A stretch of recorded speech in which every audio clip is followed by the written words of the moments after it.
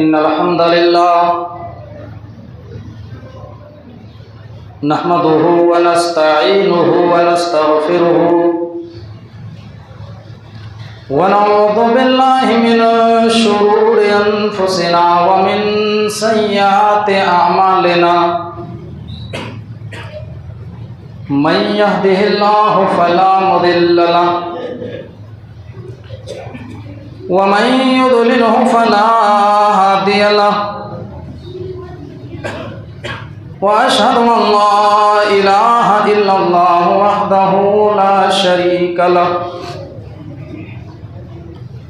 व अशहदु अन्न मुहम्मदन अब्दुहु व रसूलुहु या अय्युहल्लज़ीना आमनुत्तक़ुल्लाहा हक़्क़ तुक़ातिहि व ला तमूतुन्ना इल्ला व अंतुम मुस्लिमून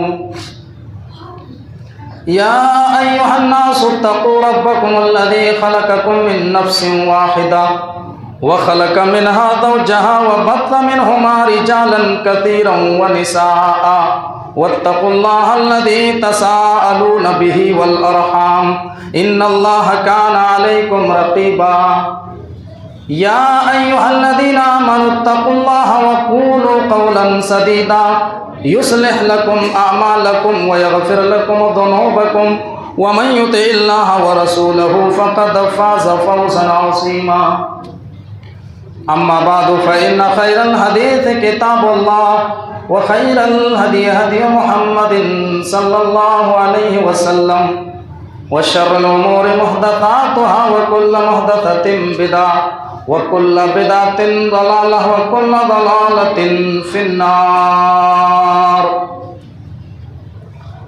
व क़ाल अल्लाहु तबारक व तआला अऊज़ु बिल्लाहि मिनश शैतानिर रजीम बिस्मिल्लाहिर रहमानिर रहीम नून वल क़लमि वमा यस्तुरून मा अंत बिनिअमति रब्बिका बिमजनून व इन्न लका लाअजरन गैर ममनून व इन्नका लअला खुलुकिन अज़ीम व क़ाल अन्नबी सल्लल्लाहु अलैहि वसल्लम लैसा बिफ़स्सिन वला गलीज़िन वला सख़ाबिन बिल अस्वाक़ वला यदफ़उ सय्यअत बिस्सय्यअति वलाकिन याफ़ु व यस्फ़ा रवाहुल बुख़ारी रब्बि इश्रह ली सदरी व यस्सिर ली अमरी वहलुल उक़दतम मिन लिसानी यफ़क़हू क़ौली अल्लाहुम्मा रब्बि ज़िदनी इल्मा आमीन। काबिल एहतराम हाज़रीन जुमा, हर किस्म की तारीफ़ और तौसीफ़ किबरियाई बड़ाई उस अल्लाह रब्बुल आलमीन के लिए लायक व ज़ेबा है जिन्होंने हम और आपको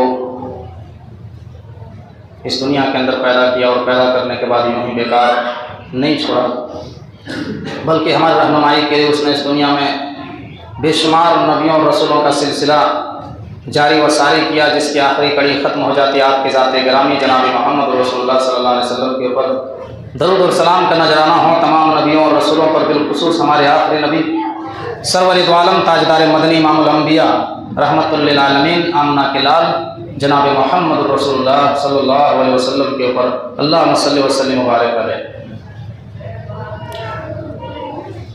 बिरादरान इस्लाम, आज के इस खुतबा जुमा में जिस टॉपिक का हमने इंतखाब किया है वो है अखलाक़ रसूल सल्लल्लाहु अलैहि वसल्लम, यानी कि अल्लाह के नबी सल्लल्लाहु अलैहि वसल्लम के अखलाक़ कैसे थे। अखलाक़ कहते हैं चरित्र को, चाल चलन, कैरेक्टर, आपका रहन सहन दुनिया वालों के साथ कैसा था।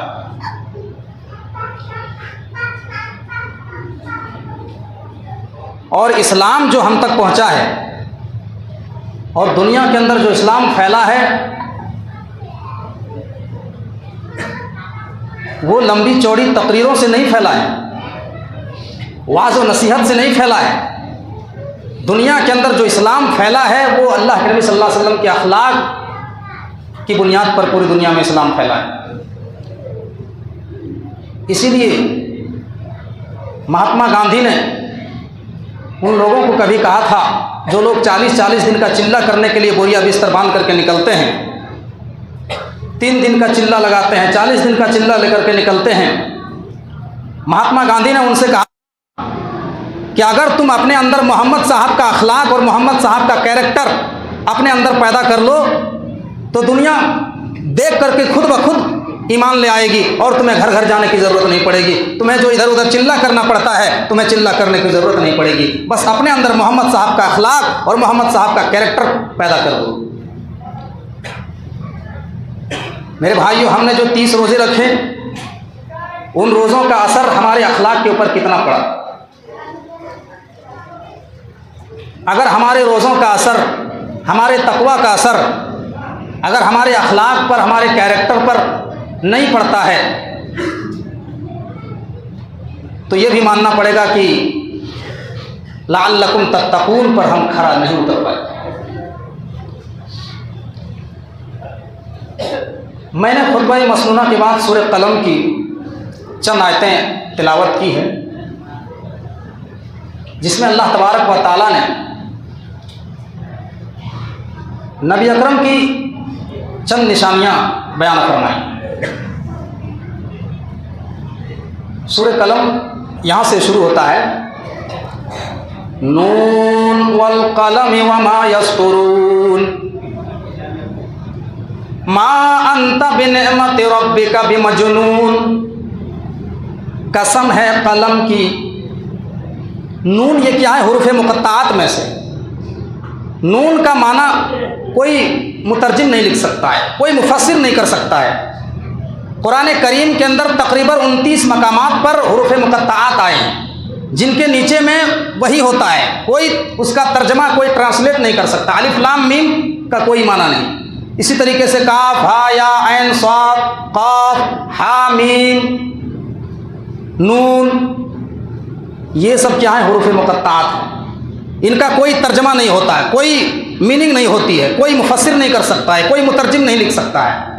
क्यों नहीं लिख सकता है? इसलिए कि हमारे नबी जनाब मोहम्मद रसूलुल्लाह सल्लल्लाहु अलैहि वसल्लम ने नहीं बताए। अब क्यों नहीं बताए हैं?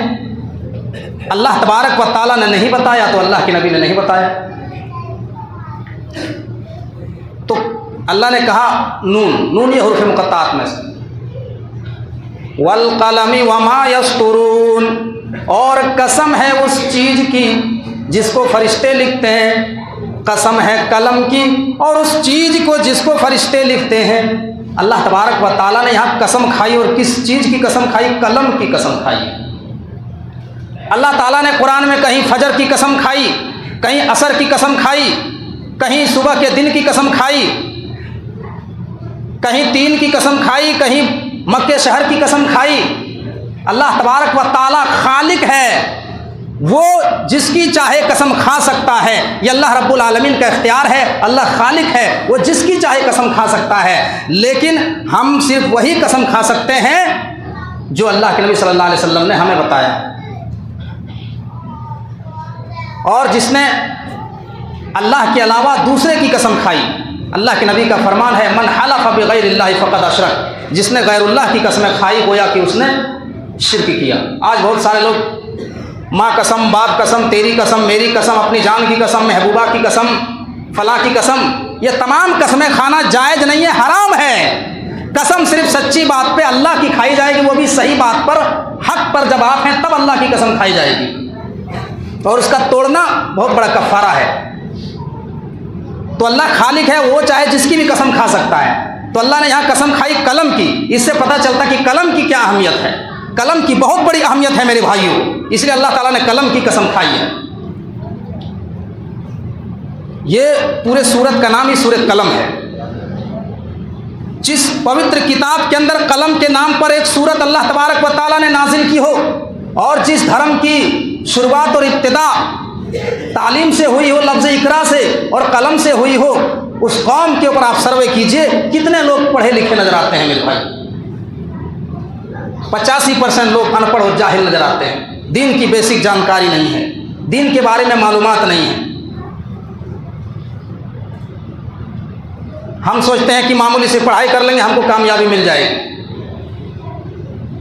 हाफिज आलिम बना दिया अलग मसला है। कोई समझता है कि हम 10 पास कर लिया, हमने बहुत बड़ा इल्म हासिल कर लिया, मैट्रिक कर लिया, इंटर कर लिया, ग्रेजुएशन कर लिया, अब हमको कामयाबी मिल जाएगी। नहीं मेरे भाइयों, इस्लाम ने तालीम पर जोर दिया है। सिर्फ आपको खाली 10 पास करने से और इंटर करने से और ग्रेजुएशन करने से आपको जो कामयाबी नहीं मिलेगी, बल्कि कोर्सेज बहुत हाई क्वालिटी के कोर्सेज होते हैं, दुनिया के अंदर बहुत हाई फाई कोर्स होते हैं। जब आप उन कोर्सों को करेंगे तब जाकर के आपको कामयाबी मिलेगी। तो अल्लाह तबारक व तआला ने यहाँ पर कलम की कसम खाई और तालीम पर जोर दिया। वल कलमी वमा यस्तुरून, कसम है कलम की और उस चीज़ की जिसको फरिश्ते लिखते हैं। जब अल्लाह तबारक व तआला कसम खा करके कोई बात बयान करे तो उस बात की कितनी अहमियत होती है। इंसान कसम कब खाता है? इंसान को कसम खाने की ज़रूरत तब पड़ती है जब सामने वाला उसकी बात को यकीन नहीं करता है, जब सामने वालों को भरोसा दिलाना होता है कि अल्लाह की कसम खा के मैं कहता हूँ, अल्लाह की कसम खा के कहता हूँ कि ये काम ऐसा होगा या ऐसा हमने नहीं किया है या ऐसा होने वाला है। जब इंसान कसम खा के कहता है तब वो सामने वालों को यकीन हो जाता है कि नहीं, जब अल्लाह की कसम खा के कह रहा है तो बात एकदम सही हो सकता है, बात सही है, तभी तो ये अल्लाह की कसम खा रहा है। तो अल्लाह को कसम खाने की क्या ज़रूरत है? जब अल्लाह कसम खा करके कोई बात बयान करे तो उस बात की कितनी वजन होती है मेरे भाई। वरना अल्लाह बगैर कसम के भी जो बात बयान करते हो वो हम तमाम लोगों को तस्लीम करना पड़ता, मानना पड़ता है, लेकिन जब कसम खा के बयान करे तो उसकी बहुत अहमियत होती है। अब वो क्या बात बताई जा रही हो, आगे अल्लाह कहता है नून वल कलम वमा यस्तुरून मा अंता बिनिअमति रब्बिका बिमजनून, कसम है कलम की और उस चीज़ की जिसको फरिश्ते लिखते हैं। मा अंता बिनिअमति रब्बिका बिमजनून, ऐ नबी आप अपने रब के फजल से दीवाने नहीं है, मजनू नहीं है, साहिर नहीं है। ये पहली बात बताई अल्लाह ताला ने। मक्का के लोग आपको साहिर कहते थे, दीवाना कहते थे, मजनू कहते थे, पागल कहते थे, जादूगर कहा करते थे। अल्लाह तबारक व तआला ने क्लियर कर दिया मा अंता बिनिअमति रब्बिका बिमजनून, ऐ नबी अगरचे मक्का के लोग आपको साहिर कहते हैं, मक्का के लोग आपको दीवाना कहते हैं, मक्का के लोग आपको मजनू कहते हैं, लेकिन हम आपको यकीन दिला के कहते हैं कि आप अपना दिल छोटा ना कीजिए, आप अपना काम करते रहिए। मा अंता बिनिअमति रब्बिका बिमजनून, आप अपने रब के फजल से पागल नहीं है, दीवाने नहीं है। मक्का के अंदर बहुत ज़्यादा गर्मी पड़ती है। अभी मार्च के महीने में हमारे मुल्क के अंदर इतनी तेज धूप पड़ रही है। मेरे भाइयों, जो लोग मक्का का सफ़र किया होगा, जिन्होंने मक्का मदीना देखा होगा, मक्का की सरजमीन पर बहुत ज़्यादा गर्मी पड़ती है। गर्मी इतनी पड़ती है आज के इस दौर में, जबकि नबी के ज़माने में एयर कंडीशन का ज़माना नहीं था, एसी का ज़माना नहीं था, कूलर का ज़माना नहीं था। पथरीली ज़मीन और बहुत तेज सूरज की किरणें पड़ती थी, जो है बालू रेत गर्म हो जाया करता था। इतने धूप के मौसम है, अल्लाह के नबी सल्लल्लाहु अलैहि वसल्लम के ज़माने में बहुत ज़्यादा गर्मी पड़ती थी। और आज के इस दौर की तरह उस दौर में जो एयर कंडीशन नहीं था, वो उन तमाम चीज़ों की सुविधा नहीं थी जो आज है। मेरे भाइयों, एक मरतबा अल्लाह के नबी सल्लल्लाहु अलैहि वसल्लम अपने घर से बाहर निकलते हैं और एक रास्ते से गुजर रहे हैं। दोपहर का टाइम है, दोपहर का वक्त है, अल्लाह के नबी एक रास्ते से गुजर रहे हैं। इतने में एक औरत खड़ी हुई है धूप में और उसका सामान, उसका बोझ, उसकी गठरी नीचे रखी हुई है। वो औरत इंतजार कर रही है, वो कमज़ोर औरत है, बूढ़ी औरत है, और वो औरत इंतजार कर रही है कि कोई आदमी आए और ये सामान मेरे सर पे लाद दे और मैं अपने घर में लेकर के चली जाऊंगी। लेकिन कोई आदमी नहीं निकल रहा है। अरब का रिवाज था कि दोपहर के बाद, जोहर के बाद कोई किसी के घर में जाता नहीं था। इतनी धूप पड़ती थी कि कोई किसी के घर में नहीं जाता था। वो औरत इंतजार कर रही कि कोई आदमी दिखाई पड़े, मैं उससे कहूँगी कि ये सामान हमारे सर पर लाद दो, मैं अपने घर चली जाऊँगी। इतने में एक आदमी दिखा। वो कौन था? वो जनाब मोहम्मद रसूलुल्लाह सल्लल्लाहु अलैहि वसल्लम थे। अल्लाह के नबी सल्लल्लाहु अलैहि वसल्लम को उस औरत ने आवाज़ लगाई, आए बेटा इधर आओ। अल्लाह के नबी सल्लल्लाहु अलैहि वसल्लम आए। ये वाक़ियात को खसाइस के अंदर अल्लामा सयूती ने नकल किया है। खसाइस के अंदर ये वाक़ियात को मिल जाएगा, यह वाक़िया देखा जा सकता है। अल्लाह के नबी सल्लल्लाहु अलैहि वसल्लम को उस औरत ने बुलाया। अल्लाह के नबी गए और उस औरत ने कहा, अये नौजवान, अये मेरे बेटे, इस सामान को, इस बोझ को, इस गठरी को मेरे सर के ऊपर लाद दो, मैं बहुत कमज़ोर मैं कमज़ोर औरत हूँ, मैं कमज़ोर हूँ, मैं सामान को नहीं उठा सकती हूँ, इस सामान को मेरे सर के ऊपर लाद दो, मैं अपने घर चली जाऊँगी, मदद कर दो, हमें हेल्प करो। अल्लाह के नबी सल्लल्लाहु अलैहि वसल्लम ने उस सामान को उठाया और उस औरत के सर पे रखने के बजाय अपने सर के ऊपर रखा और कहा कि आए मेरी माँ, आए बूढ़ी माँ, ये बताओ कि मुझे ये सामान लेकर के कहाँ जाना है, मुझे कहाँ जाना है, किधर पहुँचाना है। उस औरत ने कहा चलो मेरे घर में पहुँचाना है। अल्लाह के नबी सल्लल्लाहु अलैहि वसल्लम उस सामान को अपने सर के ऊपर लाद करके उस औरत के घर में गए, उस बूढ़ी औरत के घर में गए। अल्लाह के नबी सल्लल्लाहु अलैहि वसल्लम ने कहा कहाँ उतारना है, कहा यहाँ सामान को उतार दो। अल्लाह के नबी ने सामान को उतार दिया। उस औरत ने कहा अरे मेरे बेटे, तुम शक्ल से बड़े अच्छे मालूम लगते हो, तुम शक्ल से बड़े भोले भाले लगते हो, बड़े अच्छे इंसान मालूम होते हो। अरे मेरे बेटे, एक काम करना, मक्का में एक आदमी आया है, मक्का में एक मोहम्मद नाम का आदमी आया है जो बहुत बड़ा जादूगर है, जो बहुत बड़ा जादूगर है, जो भी उसके पास जाता है वो उसी का हो जाता है, बाप बेटे से जुदा हो जाता है, भाई भाई से जुदा हो जाता है, घर बार को छोड़ देता है, अपनी प्रॉपर्टी कारोबार को छोड़ देता है। आए मेरे बेटे, तुमने हमारी भलाई की है, तुमने हमारी मदद किया है, मैं एक मशवरा देती हूँ कि मक्का में एक मोहम्मद नाम का आदमी आया है, उसके करीब ना जाना, वो बहुत बड़ा जादूगर है, उसके करीब जो भी जाता है उसी में हो जाता है। अल्लाह के नबी सल्लल्लाहु अलैहि वसल्लम कुछ नहीं बोले, जाने लगे। उस औरत ने बुलाया, क्या है मेरे बेटे, तुमने मदद किया, इधर आओ, ये बताओ, मैं बूढ़ी हो चुकी हूँ, मेरा दिमाग काम नहीं करता है, याददाश्त कमज़ोर हो गई है। अरे मेरे बेटे, ज़रा ये बताओ कि तुम्हारा नाम क्या है, तुम्हारा नाम क्या है, तुम बहुत अच्छे इंसान लगते हो, तुमने मेरी मदद किया है, ये सामान हमारे घर तक पहुँचाया है। अल्लाह के नबी सल्लल्लाहु अलैहि वसल्लम ने फरमाया, अल्लाह के नबी सल्लल्लाहु अलैहि वसल्लम की आंखों में आंसू आ गए और कहा आए बूढ़ी माँ, आए औरत, जिसको मक्का के लोग साहिर कहते हैं, जिसको मक्का के लोग मजनू कहते हैं, जिसको मक्का के लोग जादूगर कहते हैं, मैं वही मोहम्मद हूँ, मेरा नाम ही मोहम्मद है, मुझे मक्का के लोग जादूगर कहते हैं। और आई मेरी माँ, मुझे बताओ कि मैंने आपके ऊपर कौन सा जादू चलाया है, मैंने आपके ऊपर कौन सा जादू चलाया। तुमने कहा सामान को हमारे घर तक पहुँचा दो, मैंने घर तक पहुँचा दिया, बताओ मैंने तुम्हारे ऊपर कौन सा जादू चलाया कि मक्का के लोग हमें साहिर कहते हैं, मक्का के लोग हमें दीवाना कहते हैं, मक्का के लोग हमें मजनू कहते हैं। वो औरत कहती है कि आए नौजवान, मैं मान गया कि ये चेहरा कोई झूठ बोलने वाले का चेहरा नहीं हो सकता है। आए मेरे बेटे, मुझे भी उस कलमे से जोड़ दो जिसको पढ़ने के बाद लोग तेरे हो जाया करते हैं। और वो औरत उसी जगह जो है बुलंद आवाज से कलमा पढ़ती है, ला इलाहा इल्लल्लाह मुहम्मदुर रसूलुल्लाह, और ये कलमा पढ़कर वो औरत भी इस्लाम ले आती है। अल्लाह ताला कहता है मा अंता बिनिअमति रब्बिका बिमजनून, ऐ नबी आप अपने रब के फजल से दीवाना नहीं है, मजनू नहीं है, पागल नहीं है।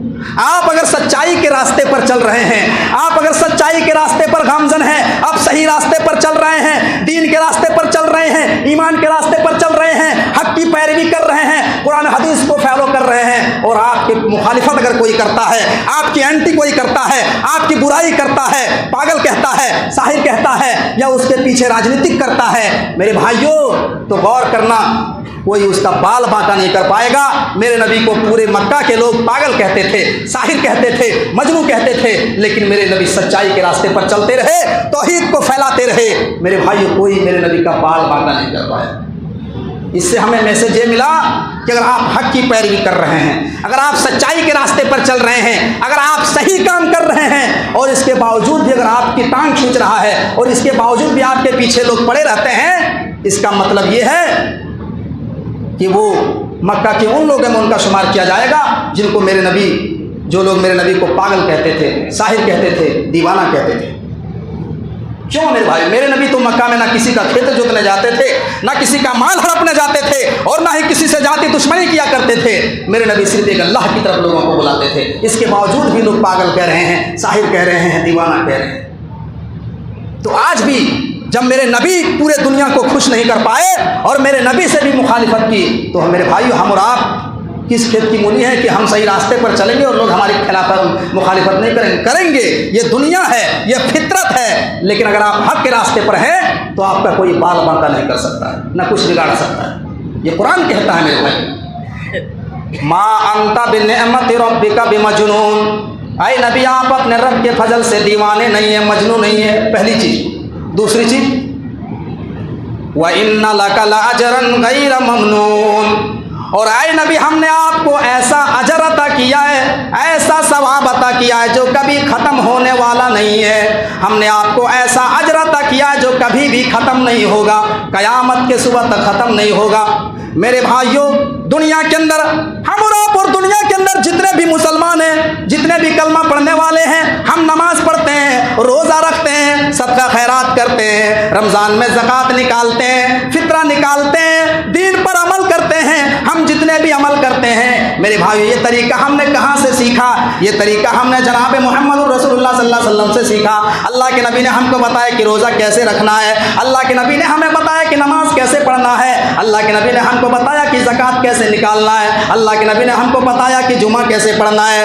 अल्लाह के नबी से तमाम इबादतों को हमने सीखा मेरे भाइयों। तो जितने भी मुसलमान दुनिया में अमल करेंगे, दुनिया में जितने भी मुसलमान रोज़ा रखेंगे, दुनिया में जितने भी मुसलमान नमाज पढ़ेंगे, उनको तो सवाब मिलेगा ही मिलेगा। मेरे नबी को वो सवाब पहुँचता रहेगा और क़यामत के सुबह तक पहुँचता रहेगा। व इन्ना लका लअजरन गैर ममनून। ऐ नबी हमने आपको ऐसा सवाब अता किया जो कभी ख़त्म होने वाला नहीं है, जो कभी ख़त्म होने वाला नहीं। मेरे भाइयों, आप आलिम हैं, आपको कुरान की आयत मालूम है और आपने किसी को कुरान की तालीम दे दी, आपने कुरान पढ़ा दिया, तो जो सामने वाला जब तक कुरान पढ़ेगा और वो तिलावत करेगा उसको सवाब तो मिलेगा ही मिलेगा, लेकिन आपने पढ़ाया तो आपको भी सवाब पहुंचेगा। जब तक वो पढ़ेगा आपको सवाब पहुंचता रहेगा। आपने समाज में अच्छी चीज़ों की शुरुआत की, अच्छा काम शुरू किया, आपने दीन का काम शुरू किया और उस दीन से जितने लोग जुड़े रहे और दीन का काम करते रहे, उन तमाम लोगों को सवाब मिलने के साथ साथ आपको भी सवाब पहुंचता रहेगा। और इसका बरअक्स उल्टा समझ लीजिए, अगर आपने समाज के अंदर गलत चीज़ों की शुरुआत की, कोई गलत काम शुरू किया, आपने जो है देखा कि हम बहुत हाई फाई आदमी हैं, हमारी तालीम भी हाई यूनिवर्सिटी से हुई है और शादी ब्याह में सब लोग जो है टेबल कुर्सी में बैठ करके खाना खाते हैं, हम तो थोड़ा एडवांस किस्म के आदमी हैं, हम पैसे वाले हैं, हम बफे सिस्टम खाना खिलाएंगे, खड़े खड़े खाना खिलाएंगे। और उसने जो है वो सिस्टम चलाया, अब लोग जो है खड़े खड़े खाना खा रहे हैं। तो जितने लोग खड़े खड़े खाना खा रहे हैं और जिसने ये सिस्टम शुरू किया, वो सारे के सारे लोग गुनहगार होंगे ही होंगे। उन सब का गुनाह उसके ऊपर पड़ेगा जिसने ये काम का स्टार्ट किया, शुरू किया। मेरे भाइयों, इस दुनिया में जितने भी लोग हत्या करेंगे, इस दुनिया में जितने लोग मर्डर करेंगे, कत्ल करेंगे, उसका सबसे पहला गुनाह किसको पड़ेगा मालूम है आपको? काबील को पड़ेगा। क्योंकि काबील ने हाबील को कत्ल किया था, काबील ने अपने भाई हाबील को कत्ल किया था। दुनिया में सबसे पहला मर्डर, दुनिया में सबसे पहला मर्डर किसने किया था? काबील ने। किसको किया था? हाबील को मर्डर कर दिया था। तो दुनिया में अब जितने भी मर्डर होंगे, जितने भी कत्ल होंगे, जितने भी लोग किसी को मारेंगे, तो उसका पहला गुनाह काबील पर पड़ेगा, क्योंकि वहीं से कत्ल की स्टार्टिंग हुई। तो गलत चीज़ की शुरुआत जहाँ से भी होगी और लोग जो गलत करेंगे उन सब गुनहगार होने के साथ साथ वो सबसे बड़ा गुनहगार होगा जिसने ये शुरू किया है। तो समाज में अच्छी चीज़ों को फैलाइए, गलत चीज़ों को मत फैलाइए और गलत चीज़ों की शुरुआत मत कीजिए। व इन्ना लका लअजरन गैर ममनून। ऐ नबी, हमने आपको ऐसा अजर अता किया है जो कभी ख़त्म होने वाला नहीं है। व इन्ना लका लअला खुलुकिन अज़ीम, व इन्ना लका लअला खुलुकिन अज़ीम। और ऐ नबी, आप अखलाक के एतबार से बहुत ज़्यादा बुलंद हैं, अखलाक के एतबार से बहुत ज़्यादा बुलंद है। आपसे ज़्यादा अखलाक वाला, आपसे ज़्यादा अच्छा कैरेक्टर किसी का दुनिया में नहीं है। एक मर्तबा किसी सहाबी ने अम्मा आयशा के पास हाजिर हुए और हाजिर होने के बाद कहा, अय अम्मा आयशा, ये बताओ कि नबी के अखलाक कैसे थे, नबी के कैरेक्टर कैसे थे? अल्लाह के नबी सल्लल्लाहु अलैहि वसल्लम की बीवी आयशा ने कहा, अलस्त तक़रऊ कुरान, क्या तुमने कुरान नहीं पढ़ा? कहा, भला क्यों नहीं? कहा, काना खुलुकुहुल कुरान, कुरान के अंदर जितनी भी आयतें हैं वो सब नबी अकरम सल्लल्लाहु अलैहि वसल्लम के अखलाक हैं, नबी के कैरेक्टर हैं। यानी कुरान करीम के अंदर जितनी भी आयतें हैं, 6666 आयतें, एक एक आयत पर अमल करके दुनिया वालों को मैसेज दिया अल्लाह के नबी ने। एक एक आयत पर अमल करके अल्लाह के नबी ने दुनिया वालों को दिखाया।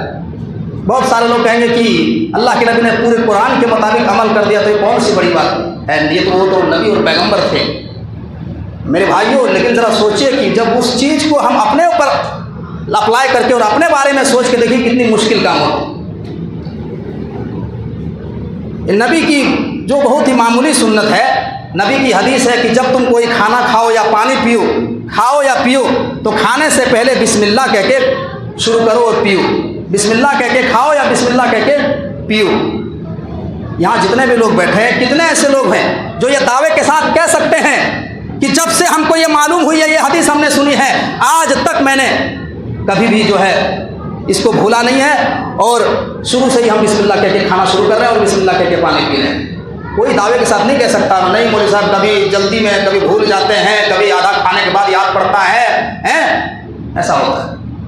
इतनी छोटी सी सुन्नत पर हम अमल नहीं कर पाते हैं मेरे भाइयों। और अल्लाह के नबी ने पूरे कुरान पर अमल करके दिखाया, एक एक आयत पर। अल्लाह के नबी ने नमाज पढ़ना है तो पढ़ना है, रोज़ा रखना है तो रखना है, सदका देना है तो देना है, जुए से दूर, शराब से दूर, गलत कामों से दूर, शिर्क से दूर, पूरी दुनिया वालों को एक एक आयत पर अमल करके दिखाया। व इन्नका लअला खुलुक़िन अज़ीम, ऐ नबी आप अखलाक के एतबार से बहुत ज़्यादा बुलंद हैं। बुखारी की रिवायत है, हदीस के रावी हज़रत अम्र इब्न आस रज़ियल्लाहु ताला अन्हु, बहुत ही मशहूर साहबी हैं। अता बिन यसार अब्दुल्ला बिन अम्र इब्न आस से सवाल करते हैं, आए अब्दुल्ला इब्न अम्र इब्न आस, मैंने सुना है कि तौरेत के अंदर, इंजील के अंदर, जबूर के अंदर अल्लाह के नबी सल्लल्लाहु अलैहि वसल्लम की बहुत सारी निशानियां बयान हुई हैं, बहुत सारी खूबियां बयान की गई हैं, मुझे भी तो वो निशानियां बताइए। अब्दुल्ला बिन अम्र इब्न आस कहते हैं, आयता बिन यसार, अल्लाह के नबी सल्लल्लाहु अलैहि वसल्लम की बहुत सारी खूबियां, बहुत सारी क्वालिटियां तौरेत के अंदर भी है, इंजील के अंदर भी है, जबूर के अंदर भी है, कुरान करीम के अंदर है। उनमें से बाज़ निशानियां मैं आपको बताता हूँ, बहुत सारी निशानियां हैं, उनमें से चंद निशानियां ये हैं। अल्लाह के नबी सल्लल्लाहु अलैहि वसल्लम की पहली निशानी है लैसा बिफस्सिन वला गलीज़िन। अल्लाह के नबी की निशानी ये है कि वो ज़बान के बहुत ही नरम थे, ज़बान के नरम थे, वो बहुत ही मीठे बोलने वाले इंसान थे, वो बहुत ही मीठे बोलने वाले इंसान थे, वो ज़बान के सख्त नहीं थे। उनके मुँह से ऐसी बात नहीं निकलती थी कि सामने वाले के दिल में जाकर तकलीफ पहुँच जाए, सामने वाले के दिल में जख्म हो जाए। आखिरी नबी जो थे उनकी निशानी ये है कि वो बहुत ही मीठे बोलने वाले आदमी होंगे, वो बहुत ही मीठे बोलने वाले शख्स होंगे। वला गलीज़िन, और उनका दिल बड़ा ही नरम होगा, उनका दिल बड़ा ही नरम होगा, उनका हृदय बड़ा ही नरम होगा, वो सख्त दिल नहीं हुआ, वो सख्त दिल वाले नहीं होंगे। पता ये चला मेरे भाइयों, दुनिया के अंदर अगर किसी मोमिन की पहचान करना है, दुनिया के अंदर किसी मोमिन की पहचान करना है तो उसकी ज़बान देख लो, उसके दिल देख लो, मालूम चल जाएगा कि आदमी मोमिन है या नहीं है। उसकी ज़बान से पता चल जाएगा, उसकी बातचीत से अंदाज़ा लग जाएगा, उसके दिल से पता चल जाएगा कि ये कितने % मोमिन है, ये मोमिन है या नहीं है। अल्लाह के नबी की निशानी फरमाई लैसा बिफस्सिन वला गलीदिन, मोहम्मद के अखलाक ये हैं कि उनकी ज़बान बहुत प्यारी होगी, वो ज़बान से कभी गलत बात नहीं बोलेंगे, वो कभी किसी को तकलीफ़ नहीं पहुँचाएंगे, अपनी ज़बान से कभी किसी को दुख नहीं पहुँचाएंगे, और उनका दिल बड़ा ही प्यारा दिल होगा, वो सख्त दिल के नहीं होंगे, वो बहुत ही नरम मिजाज के, नरम दिल वाले इंसान होंगे। मोमिन की पहचान यही है दुनिया में, उसकी ज़बान और दिल से पता चल जाएगा कि ये कितना % मोमिन है।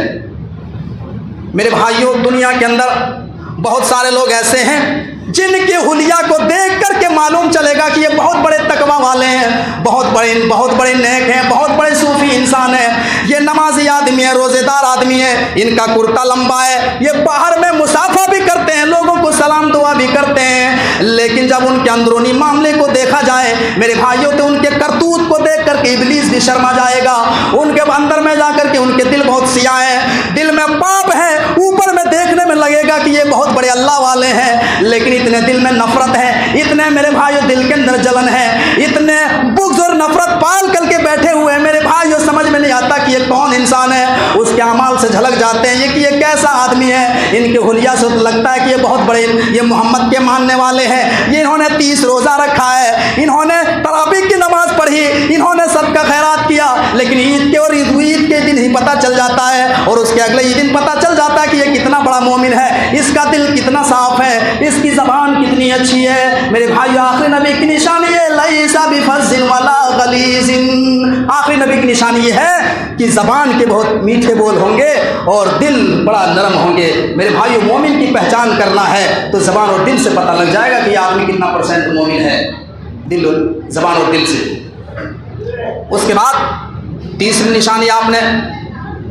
निशानी अब्दुल्ला बिन अम्र इब्न आस बयान करते हैं, वला यदफउ सय्याता बिस्सय्य।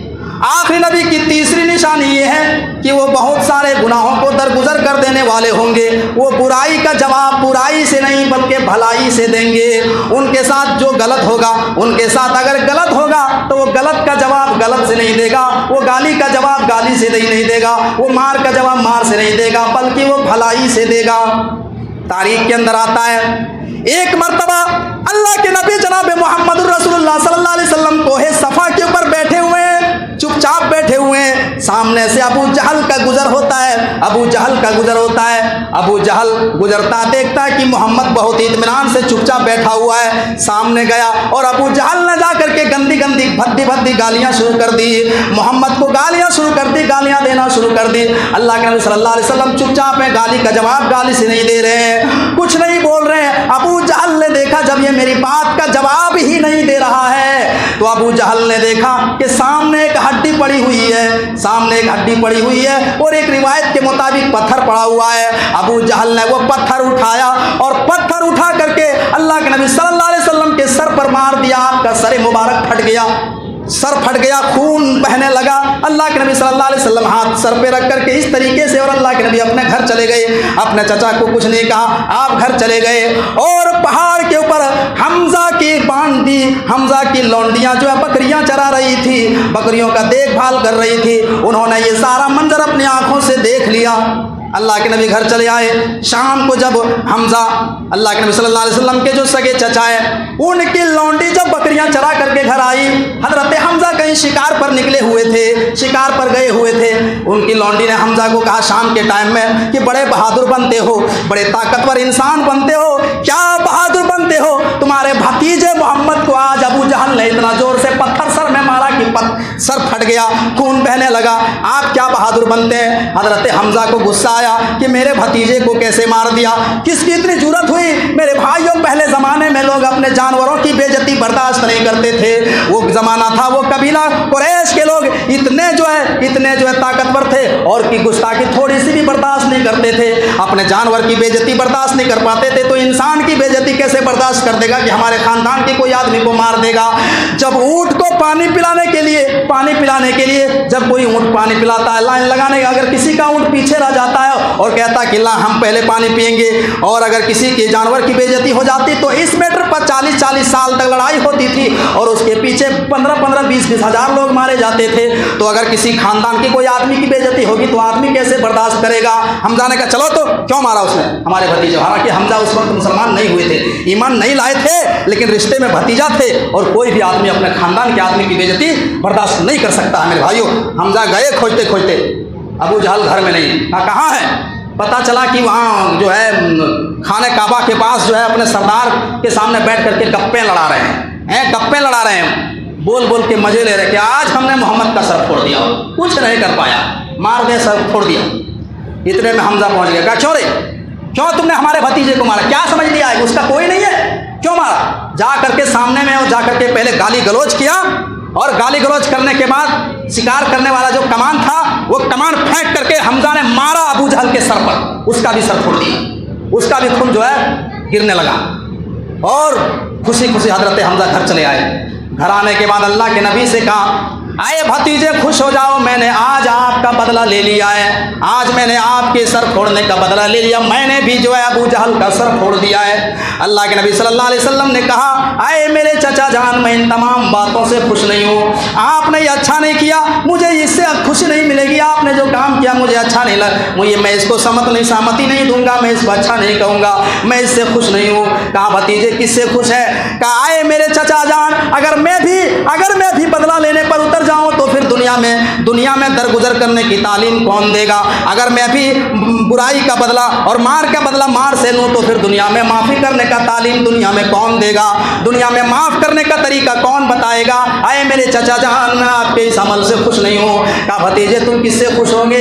कहा क्या है मेरे चचा जान, अगर आप कलमा पढ़ लेते हैं तो मैं आपसे खुश हो जाऊँगा। तो हज़रत हमजा ने कहा लो मैं अभी कलमा पढ़ता हूँ, अशहदु अल्ला इलाहा इल्लल्लाह व अशहदु अन्ना मुहम्मदन अब्दुहु व रसूलुहु, ये कलमा पढ़कर हज़रत हमजा इस्लाम ले आते हैं, वो भी मुसलमान हो जाते हैं। मेरे भाइयों, तो कहने का मतलब ये आखिरी नबी की निशानी क्या है? वला यदफउ सय्यअ बिस्सय्या, आखिरी नबी की निशानी ये है कि वो बुराई का जवाब बुराई से नहीं बल्कि भलाई से देने वाले होंगे। अगर आपके साथ कोई गलत कर रहा है, आपके साथ जुल्म ज़्यादती कर रहा है, करने दीजिए, आप उसको नज़रअंदाज करते जाइए। उसको एक दिन खुद ब खुद समझ में आ जाएगा कि जब हम इसके ऊपर जुल्म ज़्यादती ही करते हैं कभी, लेकिन ये कभी पलट के कुछ नहीं कहता है, एक ना एक दिन उसका दिल नरम हो जाएगा, उसका दिल पिघल जाएगा। अगर कहीं ना कहीं ज़मीर दिल के अंदर जिंदा होगा तब मेरे भाइयों, मेरे नबी की तालीम है। वरना हर आदमी अगर उतर जाए इंतकाम लेने पर, तो समाज, मेरे भाइयों, समाज के अंदर बहुत ही फितना फसाद फैलेगा, बहुत ही, कभी भी शांति समाज के अंदर नहीं आएगी। दरगुजर आप करेंगे तभी शांति। हिकमत से काम लेना पड़ेगा। आप देख रहे हैं कि ये मेरे साथ गलत कर रहा है, तो आप मुंह पर नहीं, उसको पॉइंट से समझाएं, हिकमत से काम लें। वरना मेरे भाइयों, जज्बात में आकर के कुछ भी गलत कदम उठ सकता है और लेने की देनी पड़ जाएगी। हिकमत से, और हिकमत से जो आप काम कर पाएंगे, मसलहत से जो आप काम करेंगे, मेरे भाइयों, वो जज्बात में आकर के वो काम कभी भी सही नहीं होगा। जज्बात में कोई भी कदम उठाएंगे आप, वो काम गलत ही होगा। आप हिकमत से, मसलहत से आप थोड़ा सोच के और सोच समझ के कदम उठाएंगे, मेरे भाइयों, ऐसा काम कीजिएगा कि सांप भी मर जाए और लाठी भी ना टूटे। ऐसा काम करेंगे तो मेरे भाइयों, ये तब जा कर के आप कामयाब हो पाए। तो आखिरी नबी की निशानी क्या है कि वो भलाई का जवाब, वो बुराई का जवाब भलाई से देते हैं, वो गलत का जवाब गलत से नहीं, गाली का जवाब गाली से नहीं, बल्कि अल्लाह के नबी की आखिरी निशानी है कि वो दरगुजर कर देने वाले थे, माफ़ कर देने वाले थे। ये मेरे भाइयों, नबी अकरम की 3 निशानियाँ ये सूरह कलम के अंदर अल्लाह ताला ने बयान फरमाई, जो मैंने आपके सामने रखा है। अल्लाह ताला से दुआ की बारिला हम तमाम मुसलमानों के अंदर नबी के अखलाक और नबी के कैरेक्टर पैदा कर दे। अल्लाह हमको जब तक इस दुनिया में ज़िंदा रख, ईमान और अमल सालिहा के साथ ज़िंदा रख, जब हमारी खात्मा तो ईमान के साथ खात्मा फरमा। व आखिरु दावाना अनिल हम्दुलिल्लाहि रब्बिल आलमीन व मा अलैना इल्लल बलागुल मुबीन।